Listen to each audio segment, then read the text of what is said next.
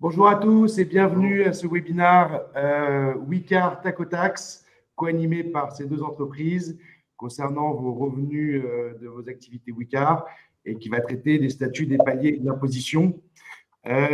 Alors, on regarde, on a 56 connectés pour l'instant, peut-être attendre une petite minute le temps qu'il y ait d'autres participants qui nous rejoignent. Est-ce que déjà dans un premier temps, on nous entend, est-ce qu'on nous voit ? Est-ce que les gens qui sont connectés peuvent nous dire si on est… Voilà, parfait, OK pour moi, super. Donc déjà, ça fonctionne, c'est une bonne nouvelle.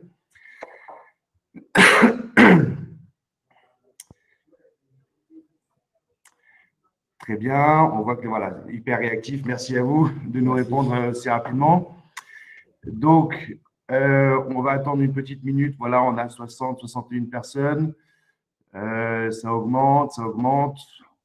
Peut-être attendre encore une petite minute le temps que les gens se connectent.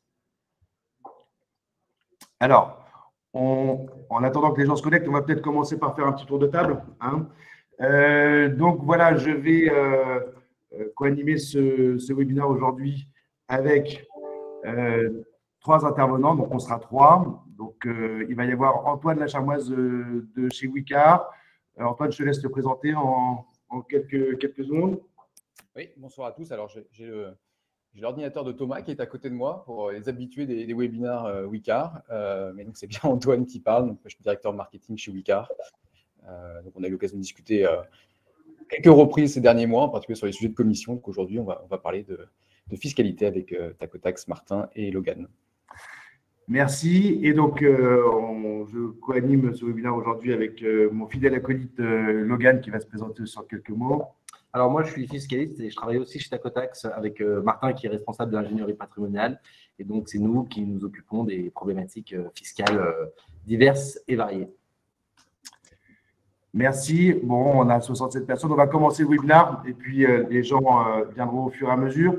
Alors, le sommaire de ce webinaire sera en 4 parties. Il y aura 2 parties un peu plus conséquentes que les autres. 2 parties essentiellement axées sur le régime Wicar. Quel régime choisir pour vos revenus de votre activité Wicar.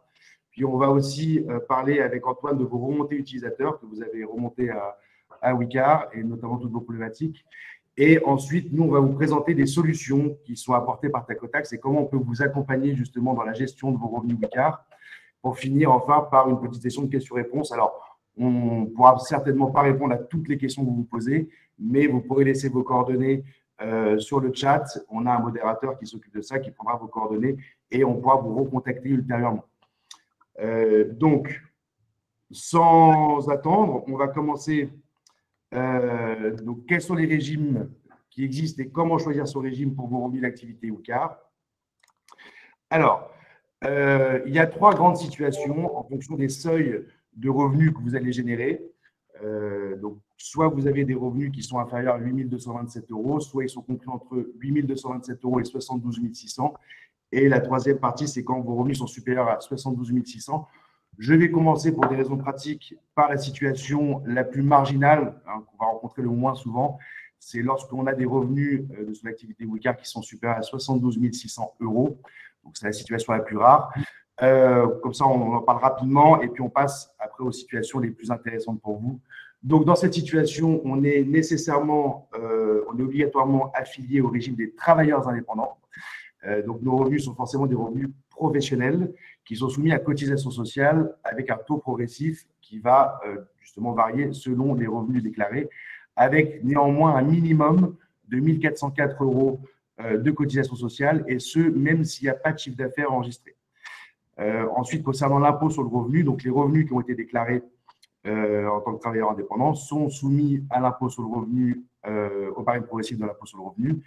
Et le bénéfice imposable sera déterminé de la façon suivante. On prend le chiffre d'affaires, on retire les charges déductibles et on soumet à la tranche marginale d'imposition pour obtenir le montant de l'impôt dû. Et évidemment, ces revenus sont à déclarer dans la catégorie des bénéfices industriels et commerciaux professionnels. Enfin, on arrive sur une deuxième situation qui est un peu plus répandue. Donc, ce sont les personnes qui ont des revenus compris entre 8 227 € et 72 600 €. Ainsi, il y a 3 régimes possibles pour votre activité via vos revenus. Le régime général, où on va connaître une imposition au barème progressif avec un choix microbique ou réel, donc selon que vos charges dépassent ou non 50%, avec un taux de prélèvement à la source de 19,24% sur les recettes. Un autre régime qui est celui de l'auto-entrepreneur, qui est favorisé pour beaucoup d'activités et qui est vraiment simplifié pour le particulier, où vous aurez aussi une imposition barème progressive, sauf PFL, mais on verra cette notion juste après, et le microbique. Les cotisations aussi, qui peuvent être à 22,1% ou divisé par 2 si vous avez l'ACRE, mais cette notion aussi, on y reviendra. Et enfin, le statut travailleur indépendant que Martin venait d'évoquer, pour lequel on peut aussi opter avant le dépassement de 72 600, mais qui reste un statut vraiment plus pour les professionnels. Alors, on va laisser la parole à Antoine qui va nous exposer donc les 4 questions à se poser pour définir dans quel régime quel régime sera le plus intéressant pour nous. Donc, oui, tout à fait. Donc, pour choisir le meilleur régime donc, dans cette tranche de revenus, vous avez 4 questions à vous poser. La première, c'est est-ce que c'est votre première année de location? Si c'est votre première année de location, vous êtes éligible à l'ACRE, donc l'aide à la création ou à la reprise d'entreprise, et donc vous bénéficierez d'un taux de prélèvement social réduit. Si ce n'est pas le cas, pas d'ACRE. On reviendra après, évidemment, sur ces différents cas. La deuxième question, c'est quel est votre revenu fiscal de référence N-2? Alors, c'est un petit peu plus compliqué, parce qu'il faut aller le chercher dans la déclaration de revenus. Si vous avez un revenu fiscal ramené au nombre de parts qui est inférieur au seuil de 27 794, dans ces cas-là, vous êtes éligible au prélèvement forfaitaire libératoire, qui, lui, va vous permettre d'avoir un taux d'imposition réduit et fortement réduit.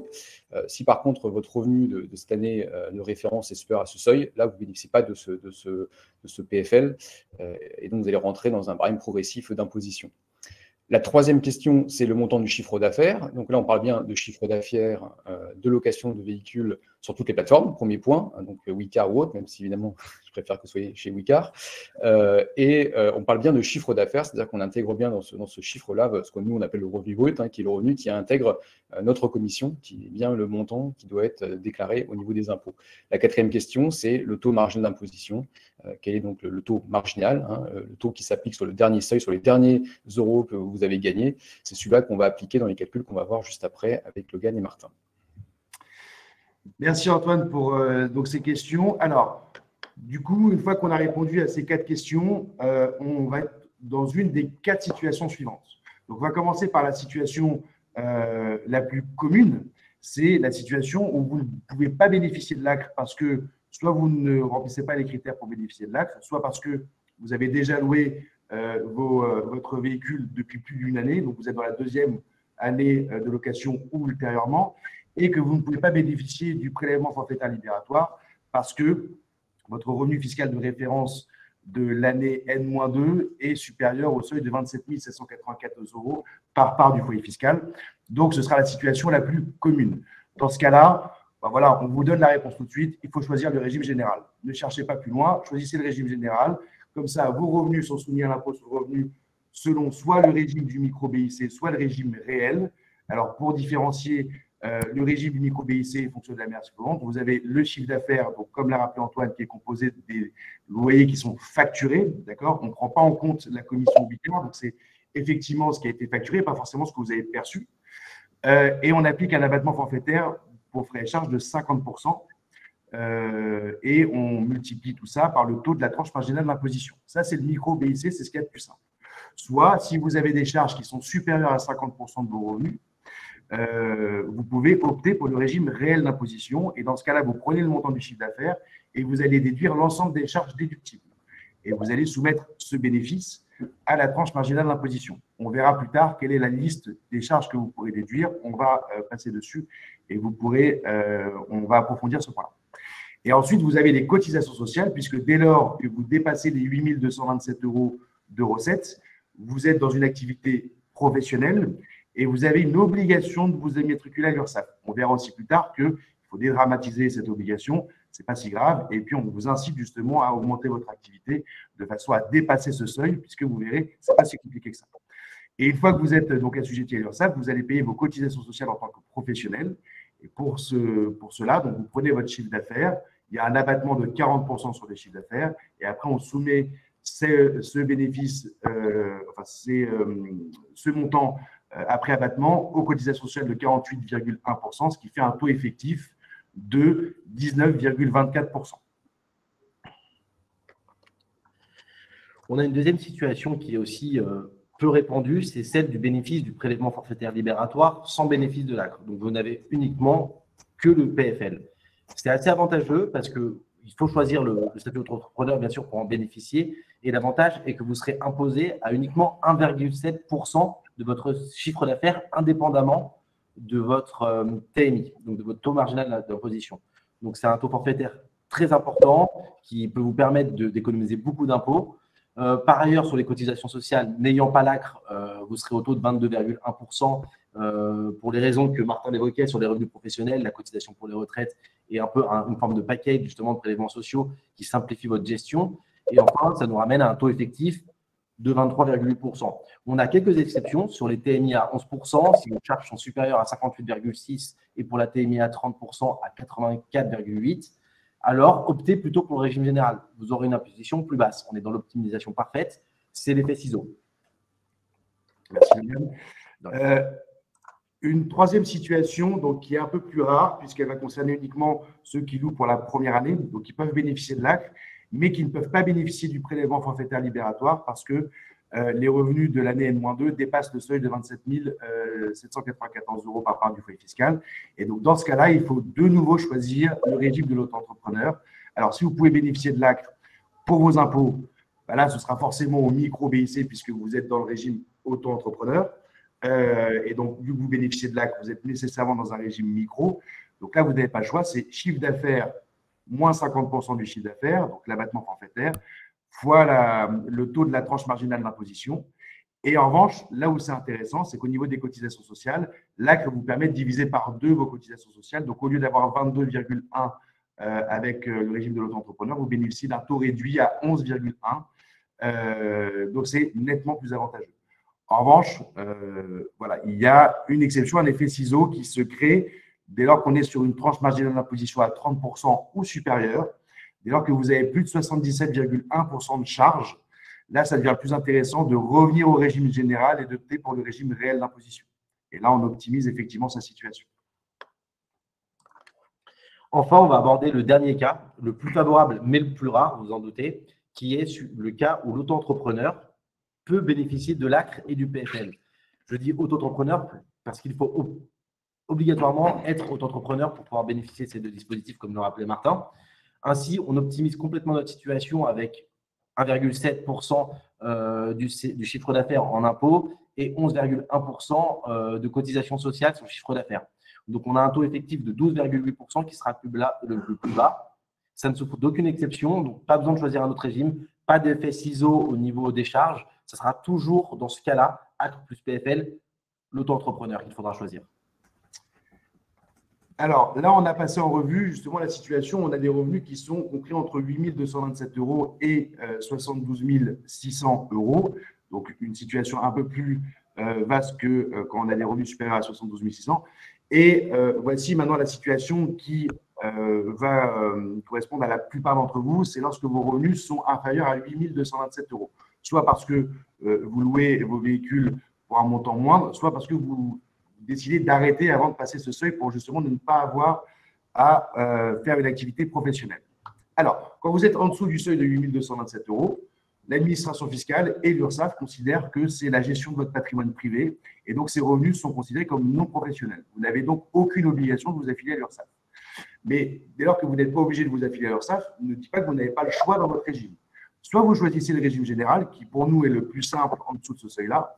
Donc là, vous avez une imposition au barème progressif. Vous pouvez choisir entre le régime réel ou le régime micro selon le montant de vos charges. Si c'est plus ou moins 50% de vos recettes, vous choisissez le régime qui est le plus avantageux pour vous.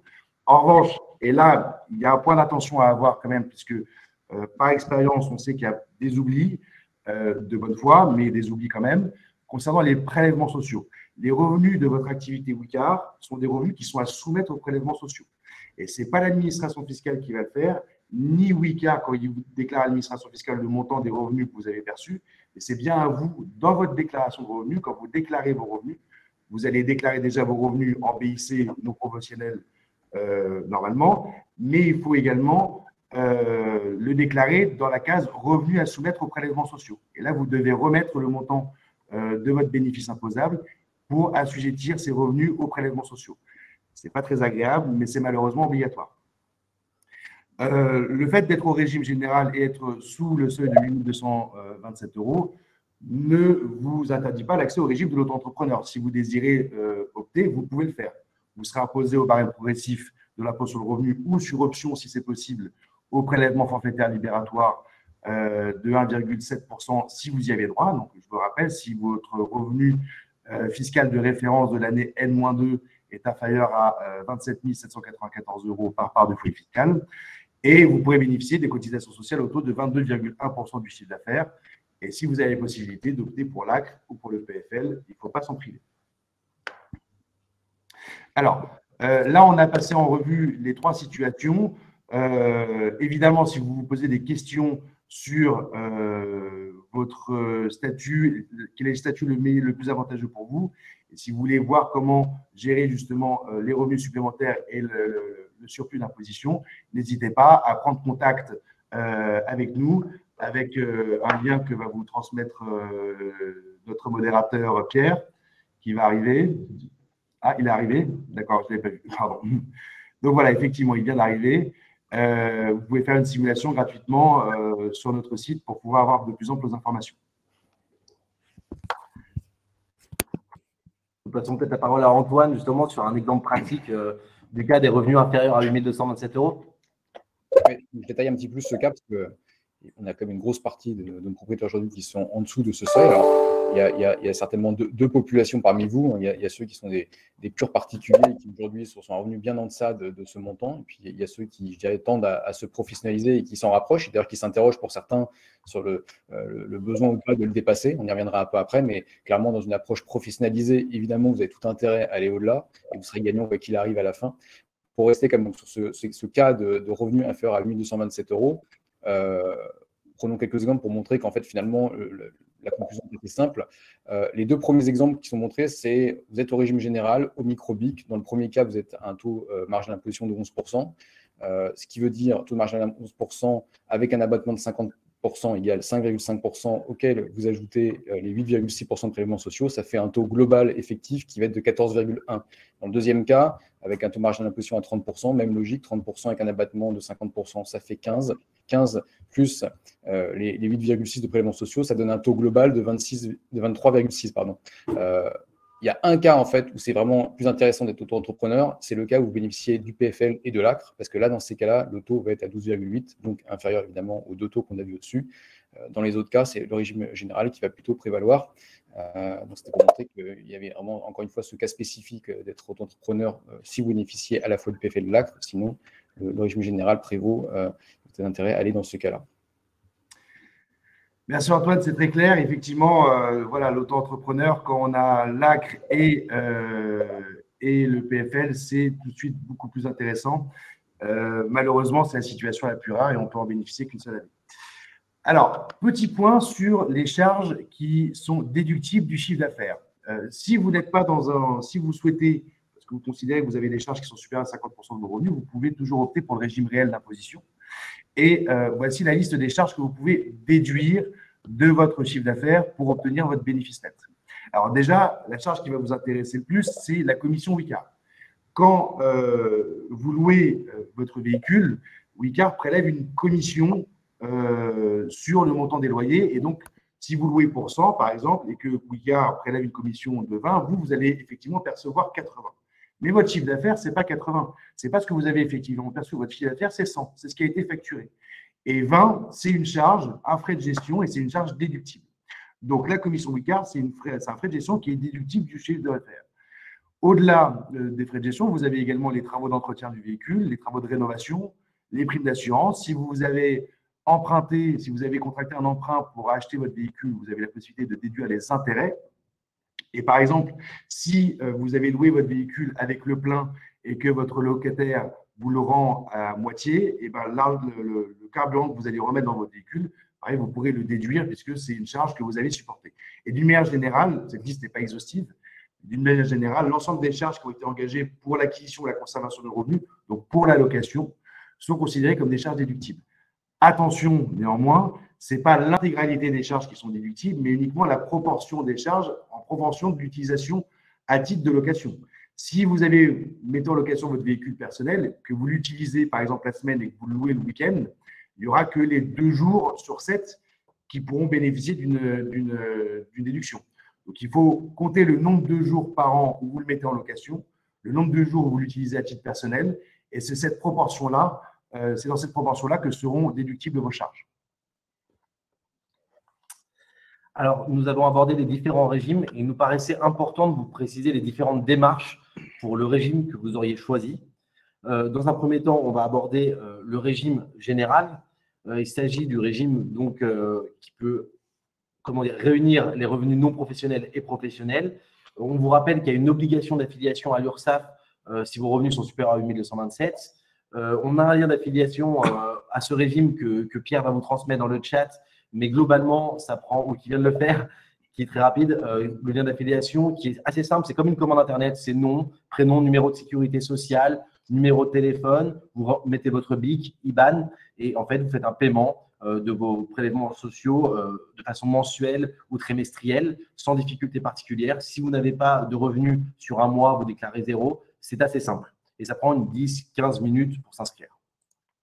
Dans un second temps, on a le régime auto-entrepreneur que nous avons pu évoquer aussi. Là, si vous vous affiliez à ce régime, tous vos revenus sont considérés comme professionnels. On parle vraiment d'une affiliation choisie. Pareil, le lien d'affiliation est assez simple. Il faut se souvenir que ce régime favorise les particuliers et la création d'entreprises. Donc, forcément, les formalités adjacentes à ce statut ne sont pas énormes. Ils sont vraiment simples. Il ne faut pas dramatiser ce point. C'est vraiment, vraiment plus simple.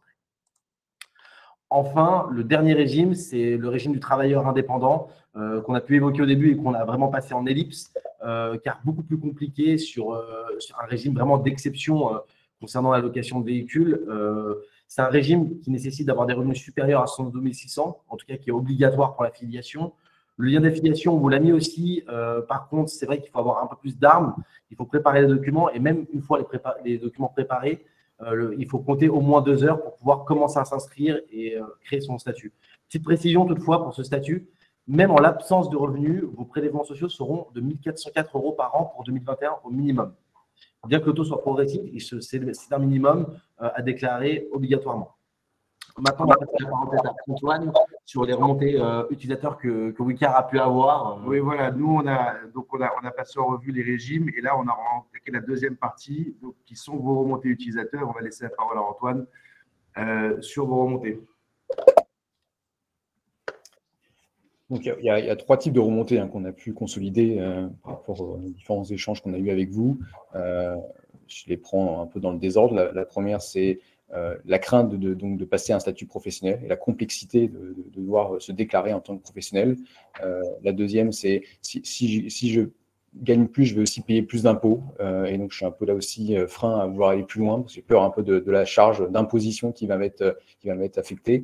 Et la troisième, c'est plutôt lié aux prélèvements sociaux et à l'URSSAF. C'est en effet, si je gagne plus, je risque de payer beaucoup plus de prélèvements sociaux et je vais devoir là aussi me déclarer.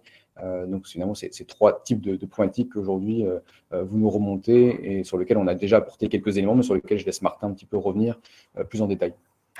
Alors, merci Antoine. Effectivement, le premier point, le statut professionnel, c'est compliqué. Alors, comme l'a dit Logan, dès lors que vous dépassez les 8 227 €, effectivement, vous devez obligatoirement vous immatriculer auprès de l'URSSAF, puisque l'URSSAF et l'administration fiscale vont considérer que cette activité est une activité professionnelle.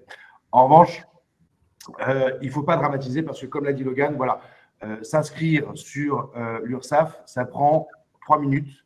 C'est un questionnaire où vous devez remplir nom, prénom, date de naissance, numéro de téléphone, numéro de sécurité sociale, adresse mail, IBAN, et c'est terminé. Vous êtes inscrit à l'URSSAF. Ensuite, en matière d'obligations déclaratives, selon le régime que vous allez choisir, soit vous remontez à l'URSSAF le montant de vos recettes mensuelles, soit trimestrielles, et l'URSSAF calcule automatiquement le montant de vos cotisations sociales sur ce point-là. Donc, pareil, ça prend 5 minutes par mois, c'est extrêmement facile. Je rajoute quand même un élément sur le statut professionnel, c'est que déjà, il n'est pas si compliqué que ça. Et puis surtout, c'est qu'il apporte un avantage considérable. C'est que dès lors que vous avez une activité professionnelle et que vous avez des cotisations sociales, vous cotisez pour votre retraite. Ce qui n'est pas le cas quand vous restez en tant que particulier, vous payez juste les prélèvements sociaux, CSG, CRDS, mais vous ne cotisez pas pour la retraite. Alors que si vous êtes immatriculé à l'URSSAF, vous cotisez pour votre retraite en plus de votre activité salariée ou votre autre activité professionnelle. Et en plus, l'argent que vous allez gagner en tant qu'activité professionnelle sera pris en compte pour le calcul de votre plafond d'épargne retraite, dont on parlera tout à l'heure quand on vous exposera les solutions proposées par Tacotax. Donc, le statut professionnel, oui, effectivement, passer 8 227 €, vous êtes obligé de vous immatriculer à l'URSSAF, mais ce n'est pas plus compliqué et ça peut être même très bénéfique pour vous.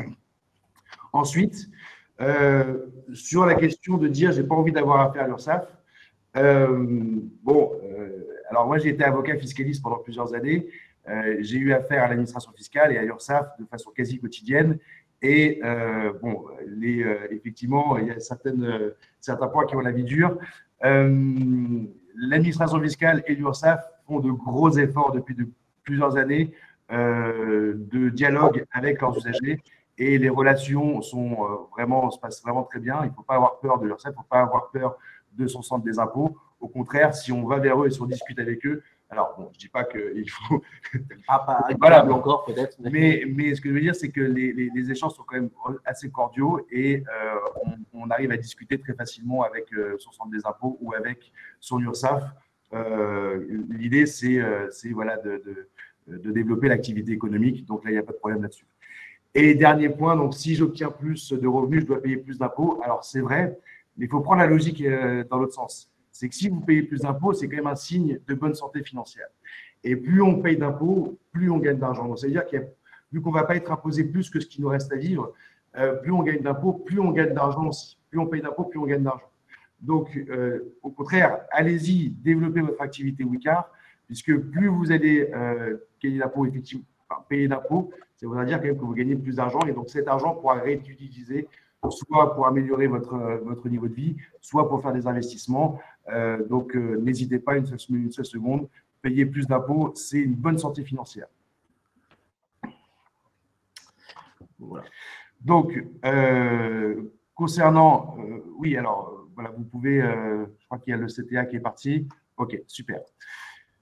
Donc, maintenant qu'on a exposé les régimes, les paliers et les impositions sur votre activité Wicar, on va vous parler un petit peu des solutions qui sont proposées par Tacotax. Tout à fait. Alors, dans un premier temps, on a deux gros points. Tacotax peut vous permettre de gommer l'augmentation des revenus générés par Wicar. Donc, par un dispositif en particulier qu'on va vous exposer, on peut venir amoindrir ou diminuer ses revenus imposables. Dans un second temps, on a aussi un autre moyen, c'est agir plus bas dans la vie d'imposition, c'est gommer l'augmentation d'impôts directement. Alors, on va commencer par le premier point qui concerne donc le plan épargne retraite individuel, le PERIN, qui est alimenté en fait par des versements volontaires de votre part dans une limite d'un plafond annuel. Et ces versements volontaires peuvent faire l'objet, sur option du contribuable, d'une déduction des revenus. Ainsi, si vous avez 30 000 et que vous versez 3 000, vous ne serez pas imposé sur 30 000 €, mais uniquement sur 27 000. Ces versements obligatoires, volontaires, seront versés sur un PER, donc un plan épargne retraite, et donc capitalisés pour votre retraite. Je vais peut-être laisser la parole à Martin pour ce qui est du dispositif en lui-même. Voilà, c'est-à-dire qu'effectivement, le plan d'épargne retraite, vous pouvez verser de l'argent dessus dans la limite d'un certain plafond qui est calculé tous les ans par l'administration fiscale. Ce n'est pas à vous de faire ce calcul, c'est l'administration fiscale qui le fait. Vous pouvez le retrouver sur votre avis d'imposition. À la fin de votre avis, vous avez justement les informations relatives à votre épargne retraite et au plafond d'épargne disponible. Donc, ce plafond est calculé de la façon suivante. Il va être égal au plus élevé des deux montants, donc soit 10% de votre rémunération professionnelle nette de frais. Donc, si c'est les salaires, c'est le salaire qui apparaît sur votre déclaration de revenus de façon pré-remplie, duquel vous allez retirer vos frais professionnels, soit le forfait des 10%, soit vos frais professionnels au réel. Si vous êtes indépendant en profession libérale, par exemple, si vous êtes au régime micro, ce sera votre chiffre d'affaires moins l'abattement forfaitaire de 34%. Si vous êtes au régime réel, ce sera votre bénéfice. Et pareil, si vous êtes commerçant, vous avez des bénéfices industriels et commerciaux professionnels. Ce sera soit le micro avec 50% d'abattement ou 71% selon le régime, soit le bénéfice imposable. Et 10% de ce montant-là, ce sera égal à votre plafond. Et le plafond ne peut pas être en dessous d'un certain plancher, qui est le plafond de la sécurité sociale, qui est calculé aussi tous les ans. Et pour 2021, il est fixé à 4 114 €. Ce qui veut dire que tous les ans, vous pouvez mettre au minimum 4 114 € sur votre plan d'épargne retraite.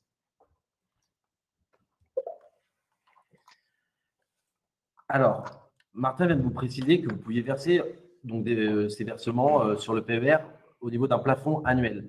Néanmoins, il est utile de préciser que vous pouvez aussi additionner les plafonds des 3 années précédentes. C'est réellement important parce que ça va venir augmenter votre plafond, comme je disais, annuel de 4 114 au minimum, de 3 fois ce même montant au minimum. Donc, on arrive à peu près à 16 000 €, il me semble, de versement pour une année. C'est 16 000 € qui sortiront de votre imposition. Donc, forcément, pour 2021, si vous n'avez jamais utilisé ces plafonds, vous pouvez utiliser celui de 2020, 2019 et 2018 en plus. C'est très important car les plafonds de l'année N+4, N+5 sont, eux, définitivement perdus. Donc, en 2021, le plafond de 2017 n'est déjà plus utilisable, malheureusement. Voilà. Pour vous expliquer un petit peu comment ça fonctionne, on vous a fait un petit exemple justement pour vous montrer l'impact fiscal d'un investissement sur un PER. Donc, si vous faites une activité Wicard, donc vous allez avoir des revenus supplémentaires. Ces revenus supplémentaires peuvent être mis justement sur votre PER. Et si vous avez une activité professionnelle, justement, les revenus professionnels qui seront générés par votre activité Wicard seront pris en compte dans le calcul du plafonnement, dans le calcul du plafond de l'épargne retraite. Donc, quand vous versez de l'argent sur votre PER, vous déduisez le montant que vous versez sur votre PER de votre revenu global, ce qui fait que vous allez réduire le montant de l'assiette imposable. L'avantage fiscal, il est très simple à déterminer. Vous prenez le montant de votre versement et vous le multipliez par votre tranche marginale d'imposition. Donc, si vous êtes dans la 3e tranche d'imposition à 30%, ça veut dire que chaque euro que vous mettez sur votre PER, c'est 30 centimes d'impôt en moins. Par exemple, voilà, moi je suis célibataire, j'ai 40 000 € de salaire net de frais professionnels et je mets en location 2 véhicules que je mets en location par Wicard qui me rapportent 10 000 € de revenus nets. Donc, ça veut dire de bénéfices. D'accord ?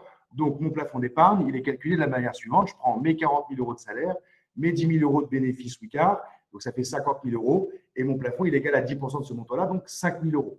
Je verse ces 5 000 € sur un plan d'épargne retraite, et donc mon revenu imposable n'est plus de 50 000 €, mais il est de 50 000 € moins ce que j'ai versé sur le PER, donc 45 000 €. Et mon avantage fiscal, c'est 5 000 € fois 30%, 1 500 €. Ce qui veut dire que l'argent que j'ai gagné sur Wicard, je mets 5 000 € sur mon plan d'épargne retraite et je paye 1 500 € d'impôt en moins. C'est quand même plutôt avantageux. C'est pas mal. Mais on peut encore faire mieux. Une fois qu'on a gommé un peu ces revenus Wicard, on peut venir gommer l'imposition en elle-même au travers de dispositifs. Alors là, on va vous présenter le Girardin industriel qui vous permet de diminuer votre impôt en premier lieu, mais aussi, et c'est important, de soutenir le développement dans les DOM-TOM au travers du financement d'un outillage de projets industriels et agricoles. Donc, le Girardin industriel, c'est quoi? C'est un versement à une société de portage d'une somme, donc la vôtre, pour financer un outillage qu'on va louer à un tarif avantageux à un exploitant local. Et en contrepartie, on va vous attribuer une réduction d'impôt égale à 110% du montant que vous avez versé dans cette société. Et Martin va vous exposer un petit exemple peut-être plus parlant sur ce dispositif. Par exemple, sur l'année 2021, là on arrive à la fin de l'année, donc il est assez facile de déterminer le montant de ses revenus sur l'année et donc le montant de son impôt sur le revenu.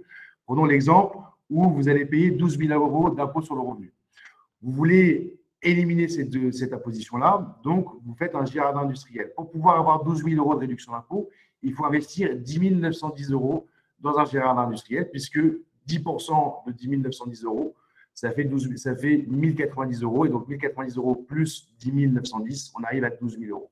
Donc, en investissant 10 910, on a une réduction d'impôt égale à 110% de son investissement, donc 12 000 €. Ce qui se passe l'année prochaine, quand vous allez déclarer vos revenus en avril ou en mai 2022 pour déclarer vos revenus 2021.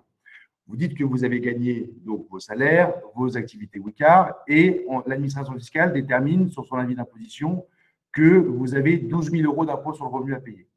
Vous avez fait un investissement Girardin industriel qui vous permet d'obtenir une réduction d'impôt de 12 000 €. Donc, l'administration fiscale prend votre impôt, applique la réduction d'impôt de 12 000 € et se rend compte qu'il y a 0 € d'impôt sur le revenu à payer. Elle dit, bon, vous n'avez plus d'impôt sur le revenu à payer. Sauf que vous avez déjà versé tout au long de l'année 2021 les prélèvements à la source ou des acomptes si vous étiez en activité indépendante.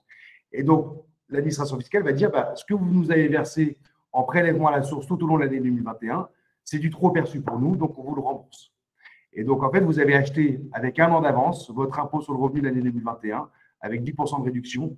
Et tout ce que vous avez versé tous les mois, c'est une avance de trésorerie que vous avez faite à l'administration fiscale qui vous est remboursée en septembre de l'année suivante. Et donc là, je peux réinvestir dans un Girardin pour économiser encore 10% chaque année. Exactement. Et du coup, après, vous pouvez faire un cycle vertueux.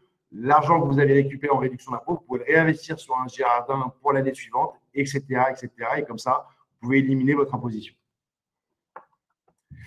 Alors, il y a un autre dispositif qui existe pour obtenir de la réduction d'impôt, c'est ce qu'on appelle les investissements PME GFI, donc petites et moyennes entreprises et groupements forestiers d'investissement. Ça fonctionne de façon très simple. Vous avez droit à une réduction d'impôt qui est égale à 25% du montant que vous investissez dans une limite d'investissement de 50 000 € pour une personne célibataire, divorcée ou veuve, soit une réduction d'impôt au maximum de 12 500 €, ou alors dans une limite d'investissement de 100 000 € pour les couples soumis à imposition commune, donc les personnes qui sont mariées ou pacsées. Attention, la réduction d'impôt dont vous bénéficiez pour PME GFI est prise en compte pour le calcul du plafond des avantages fiscaux. Tous les ans, vous ne pouvez pas bénéficier d'avantages fiscaux supérieurs à 10 000 €. Mais dans ce cas-là, donc pour une personne seule qui investirait 50 000 € et qui bénéficierait d'une réduction d'impôt de 12 500, il y a 10 000 € qui seront utilisés l'année N et les 2 500 € restants ne sont pas perdus, ils sont reportables l'année suivante. Et si l'année suivante, on ne peut pas imputer ces 2 500 € de réduction d'impôt, eh ben, on le reporte sur l'année suivante et ça pendant 4 ans. Donc voilà, je pense que là, nous arrivons à la fin de notre présentation. Donc, n'hésitez pas, nous chez Tacotax, donc qui sommes partenaires avec Wika, on vous accompagne sur l'ensemble de ces solutions qu'on vous a présentées. Vous pourrez trouver dans le chat donc, un lien qui vous permettra de savoir si vous êtes éligible à la solution d'investissement. N'hésitez pas, c'est complètement gratuit. L'accompagnement également l'est. Donc, voilà, vous pouvez vous inscrire pour être contacté par un de nos conseillers en finances personnelles.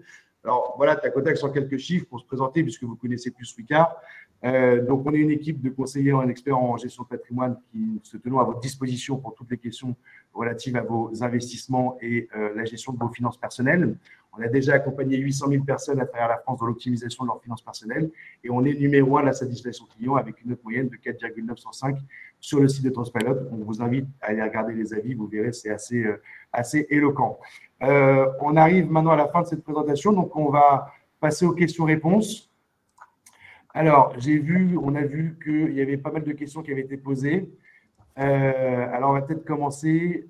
Est-ce que, Pierre, tu peux nous les trier on va les trier par vote.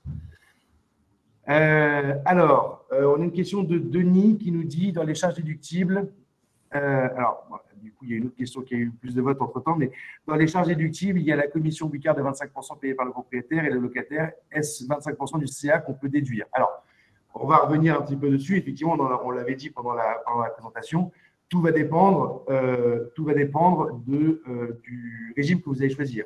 Si vous choisissez le régime réel, vous pourrez effectivement déduire la commission Wika de 25% en plus des travaux de rénovation, de l'assurance, des intérêts d'emprunt, etc., etc. Toujours dans la proportion pro rata temporis de l'utilisation que vous en faites. En revanche, si vous êtes au régime du micro-BIC, là, vous n'aurez pas la possibilité de déduire la commission Wika. Vous aurez droit tout simplement à un abattement forfaitaire de 50% qui représente l'ensemble de vos charges, qu'elles soient supérieures ou inférieures.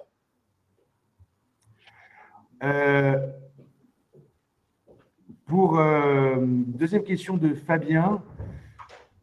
Pour tous ces investissements, quels sont les risques de perte en capitaux? Alors, effectivement, dans tous les investissements financiers, il y a toujours un risque de perte en capital. L'idée, c'est que on choisisse des partenaires qui soient sérieux et qui présentent des garanties justement pour garantir les pertes. Et tout ça, on peut vous en parler.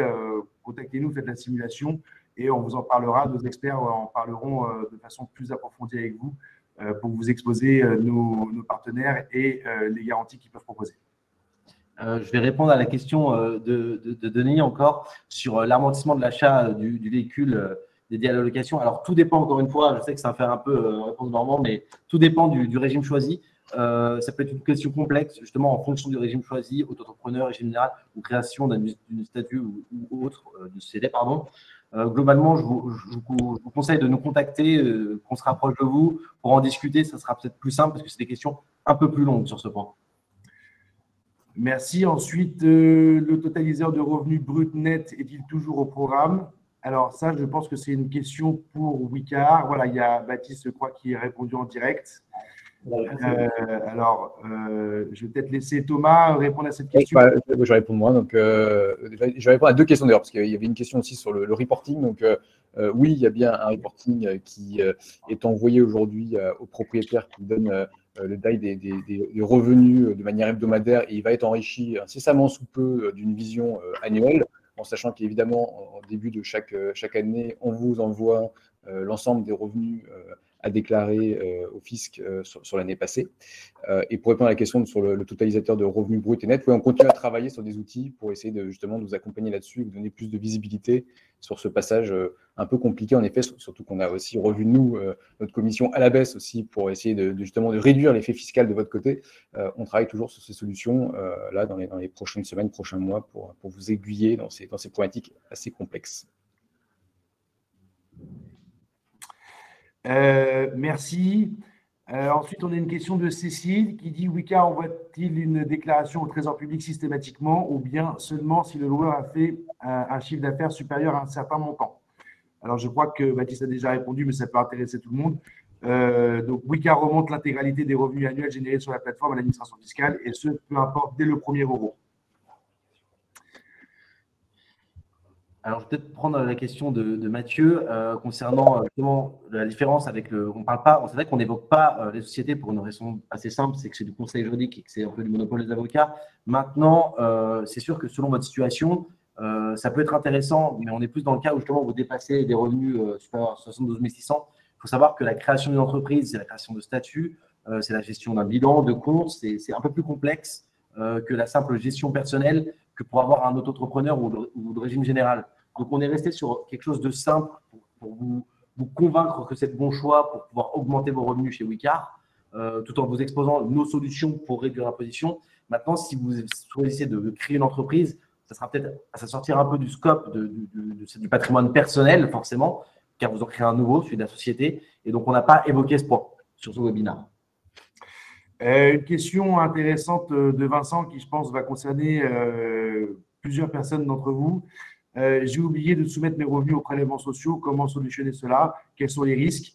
Alors, c'est pas grave, parce qu'on fait tous des erreurs de bonne foi. En revanche, effectivement, vous pouvez faire toujours une déclaration rectificative.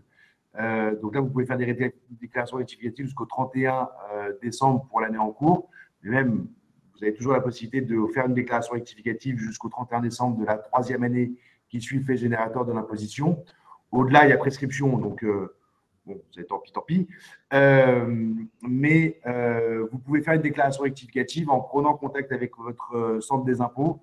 Alors, évidemment, il va y avoir une réintégration de vos revenus Wicard aux prélèvements sociaux. Donc, il y aura 17,2 qui vous seront demandés sur le montant de votre bénéfice imposable. Le risque, il y en a assez peu. Vous allez peut-être devoir payer des intérêts de retard qui sont de l'ordre de 0,2% par mois. Ces intérêts ne sont pas négociables puisque c'est la réparation du préjudice du Trésor. En revanche, il y a fort à parier qu'il n'y aura pas de sanctions de pénalité particulières là-dessus. Bon, le conseil que je peux vous donner, moi, en tant qu'ancien avocat, c'est d'être en parfaite conformité avec l'administration fiscale. Mais évidemment, nous ne sommes pas l'administration fiscale, nous ne sommes pas des contrôleurs. Donc, voilà, chacun est libre de faire ce qu'il veut. Nous, on vous conseille de faire des déclarations rectificatives si ça n'a pas été fait. Mais chacun est libre de faire ce qu'il veut sur sa déclaration. Surtout qu'il me semble que les déclarations rectificatives en ligne, c'est encore jusqu'au 14 décembre. Et oui, effectivement, les déclarations rectificatives en ligne sont jusqu'au 14 décembre. Donc, vous avez encore 15 jours pour le faire. Alors, ça, on a répondu. Alors, ça, c'est peut-être pour toi, qui est spécialiste de la fiscalité d'affaires. Alors, pour la valeur d'appréciation, on revient sur la notion justement d'amortissement. Donc, j'ai un peu répondu. Il faut quand même qu'on lise que la question, c'est la question oui, de dire Peut-on aussi ajouter la valeur dépréciée du véhicule dans les charges définies comptablement?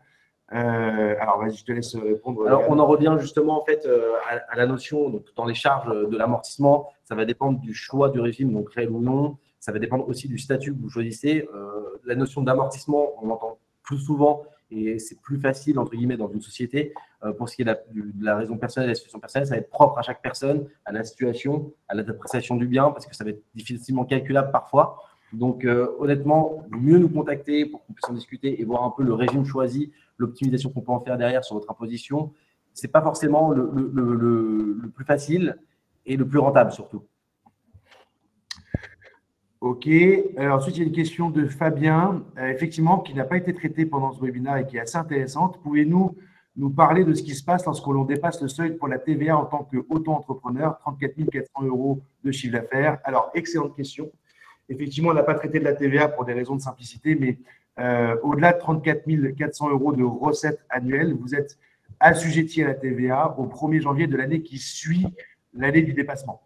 En revanche, il y a un deuxième seuil qui est un peu plus élevé, qui est de mémoire à 36 500, Tout à fait. 36 500 €, où là, si vous dépassez ce deuxième seuil, donc si vous dépassez 36 500 € de recettes, vous êtes assujetti à la TVA au 1er jour du mois du dépassement. Donc, il peut y avoir une légère rétroactivité sur le mois en cours.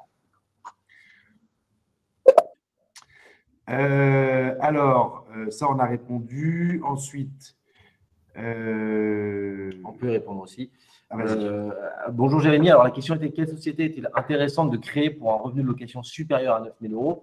Alors, comme on a pu l'exposer, tout dépend encore une fois de la situation dans laquelle vous vous trouvez. Si vous êtes éligible à l'ACRE et au PFL, il n'est absolument pas nécessaire de créer une société et donc devoir s'enregistrer au greffe, de créer des statuts, d'avoir un SIRET, un CABIS. Non, vous pouvez choisir le régime de l'auto-entrepreneur. Et donc, il est bien d'en discuter avant de se lancer tout de suite dans la construction d'une société en pensant que c'est plus simple, que ça va dépersonnifier le problème, le rendre un peu plus lointain, alors que ce n'est pas le cas.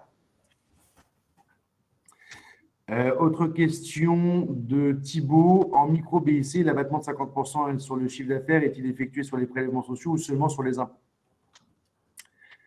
Alors, je te laisse y répondre ou Je vais répondre, ça me va très bien. Alors, en fait, ça va dépendre du statut. C'est-à-dire que pour les prélèvements sociaux, en effet, on va être sur le régime, si on est sur du régime réel ou même sur du régime général, qu'on soit au réel ou au micro, ça va venir sur le bénéfice. Donc, ça va être le CA moins les charges.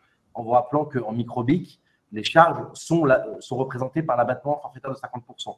Donc, en effet, ça va réduire l'assiette.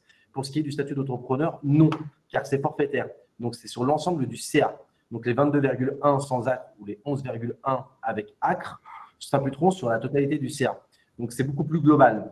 Maintenant, il y a quand même pour le micro-social et le micro-fiscal qui vont venir réduire cette imposition. Néanmoins, on n'est pas sur la même assiette. Donc, là, pour répondre très clairement à la question, ça dépend si vous êtes au régime général ou si vous êtes auto-entrepreneur. Question de Pierre qui lui dit: bonsoir, j'ai plus de 75 ans et je suis déjà à la retraite. Comment dois-je déclarer mes revenus Wicard? Et bien, comme on l'a expliqué aujourd'hui, tout va dépendre du montant de vos recettes. Si vous avez moins de 8 227 € de recettes Wicard, on vous conseille de les déclarer au régime général, donc bénéfices industriels et commerciaux non professionnels, et en fonction du nombre du montant de vos charges, soit au régime réel d'imposition si vous avez des charges supérieures à 50% de vos recettes, soit au régime micro-BIC si vous avez des charges inférieures à 50% de vos recettes. Le régime micro étant le régime le plus simple, et surtout ne pas oublier de bien déclarer aussi ces bénéfices imposables dans les revenus à soumettre aux prélèvements sociaux pour ne pas passer à côté de cette imposition. Alors, on a également une réponse de Maurice. J'ai un numéro SIRET comme loueur en meublé non professionnel, location de gîte, et au réel simplifié avec tenue de comptabilité, puis intégrer mes revenus Wicard dans cette activité. Alors, c'est une question intéressante. Là, j'ai un petit doute. Alors, dans l'idée, c'est assez compliqué comme question. On aurait tendance à penser qu'il s'agit de bénéfices industriels et commerciaux dans les deux cas et qu'on pourrait les déclarer ensemble. Néanmoins, le LMNP a une case vraiment à part dans la déclaration en ligne des impôts où on déclare uniquement les revenus issus de la location meublée non professionnelle. Donc, on aurait tendance, et j'ai tendance à penser que non, sachant que le numéro de SIRET n'a aucune incidence car il permet d'identifier une activité chez un particulier ou une entreprise. Dès lors, votre SIRET est forcément sur l'activité de LMNP. C'est pour que l'URSSAF, ou en tout cas l'identité publique qui vous recherche, vous retrouve facilement. Donc, je ne pense pas que ça soit à intégrer dans la même catégorie de revenus. Oui, notre conseil, ce serait plutôt de faire un deuxième numéro SIRET pour une activité propre. C'est ça, tout à fait. Alors, sachant que pour répondre, j'allais un petit peu plus loin, c'est intéressant comme question, que pour le statut auto-entrepreneur, vous pouvez avoir une activité mixte. Donc, pas pour le MNP, mais si vous louez plusieurs biens, il n'y aura pas de problème en fait. Alors, on a une question de Sofiane. Pouvons-nous rencontrer l'équipe Tacotax en physique, agence, bureau ou autre? Alors, on fait nos rendez-vous quasi exclusivement à distance, en visioconférence. Mais effectivement, de temps en temps, on fait des portes ouvertes pour nos clients. Donc, n'hésitez pas à prendre contact avec nous. On se fera un plaisir de faire connaissance et voir comment on pourrait vous accompagner. Question de Jacques Sardou, alors qui était à la destination de David. Donc, ça a été répondu. D'accord. Ensuite, donc, autre question de Moundir qui dit pour le GFI PME, vous parlez d'investi. Est-ce qu'un alors, c'est quoi un VO? Acheter à un particulier, destiné à la location. Alors, désolé de vous dire, je n'ai pas compris la question. Pour le GFI PME, vous parlez d'investi. Est-ce qu'un VO acheté à un particulier, destiné à la loc, bien sûr, est aussi considéré comme un investissement? Peut-être, Pierre, peut-être que tu peux reposer la question à Moundir pour voir s'il peut la préciser, parce qu'on ne comprend pas. Message dans le chat, peut-être. Oui. Ensuite, on a une question de Laurent qui a été répondue par David. Voilà. Après, toutes les questions ont été… Alors, si, il y a une question de Jawad sur les intérêts d'emprunt. Les intérêts d'emprunt sont-ils déductibles? Alors, effectivement, tout va dépendre du régime d'imposition. Si vous êtes au régime réel, vous pourrez les déduire, mais attention au prorata temporis du temps loué. Et pas sur toute l'année, si votre véhicule, vous l'utilisez aussi à titre personnel. En revanche, si vous êtes au régime micro, vous n'aurez pas la possibilité de déduire vos intérêts. Alors, autre question de Jawad. Je comprends que le plafond de revenus pourrait être… Alors, attendez. Que comprend le plafond de revenus pour être considéré comme professionnel? Je ne suis pas sûr de bien comprendre la question, mais on va reprendre un petit peu le calcul du plafond. Alors, le plafond, j'imagine que c'est pour l'épargne retraite. Oui, je pense que la question, c'est de savoir à quel moment on va qualifier le revenu WICAR de professionnel. Et donc, c'est le seuil de 8 227 €. Ah, d'accord. Le choix du statut, comme le statut entrepreneur, où ce sera dès le premier euro. Donc, ces revenus vont être considérés comme des revenus professionnels et donc vont induire une augmentation de votre plafond de déductibilité du PER. Donc, le seuil de 8 227, il est applicable pour le régime général. Si vous choisissez l'auto-entrepreneuriat, ça sera dès le premier euro.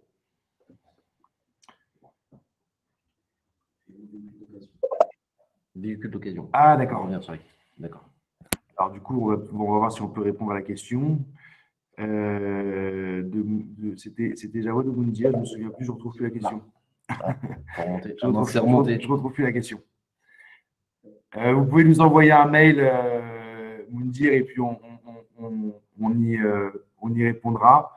Ah oui, d'accord, je m'en souviens, je pense. Vous parliez, en fait, vous mettez dans le même temps l'investissement PME GFI et savoir si vous pouvez déduire l'achat ou des intérêts ou l'emprunt comme une charge, l'achat d'un véhicule d'occasion dans votre activité.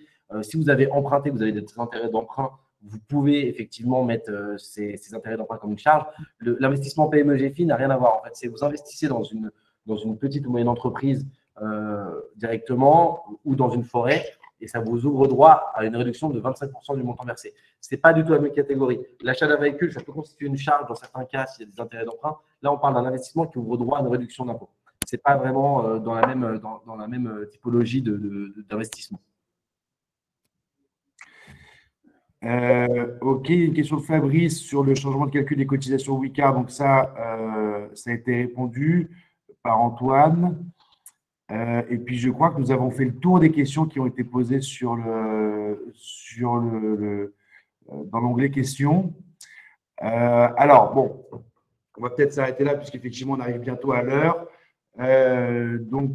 Si vous avez d'autres questions, de toute façon, vous avez participé au webinaire, vous allez recevoir un mail. Vous aurez la possibilité de nous demander le replay si vous souhaitez le revoir. Si vous n'avez pas participé à l'intégralité du webinaire, vous aurez toujours la possibilité d'avoir le replay.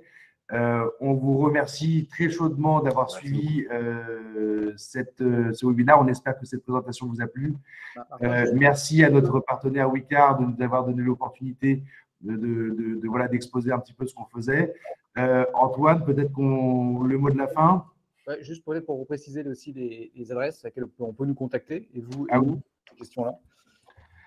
C'est important. Donc, côté Wicard, je garde la parole comme ça. Côté Wicard, évidemment, donc on est toujours à votre disposition pour répondre à ces questions sur fiscalité sans accent, @wicard.fr.